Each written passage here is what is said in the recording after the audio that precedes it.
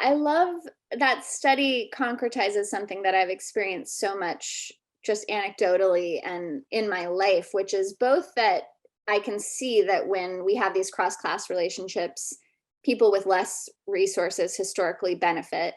But the part that's a little bit harder to describe, even in that study, is the way in which those of us historically with more resources benefit so deeply from the experience. And I think, my school, being a mom at this school exemplifies that for me. I'm part of this community where there is really no normal parenting because 25% of us are newcomers coming to America for the first time. So a lot of Yemeni moms, a lot of moms from Eritrea. And then we've got like these multi-generational Black families who have their own, and multi-generational meaning from Oakland, many generations back, have their own sort of what's normal.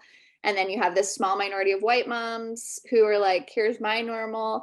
And so there is no normal. There's no pressure to show up in a particular way. There's no like major competition over our kids because we all have different values about what we care about our kids achieving or doing. Some of us are more disciplined. Some of us are less disciplined. Some of us care about the test score. Some of us don't. It's just like this kind of motley, weird crew of people who are creating this beautiful community. So like for me, the social capital is having no elite white norm that I'm trying to like, work against every day. And I, have peers who are in environments like this and I'm like, oh wow, I'm like, I don't have to do any of that emotional work to not get tied up in like what sport my kid is in or how well they're achieving on XYZ tests.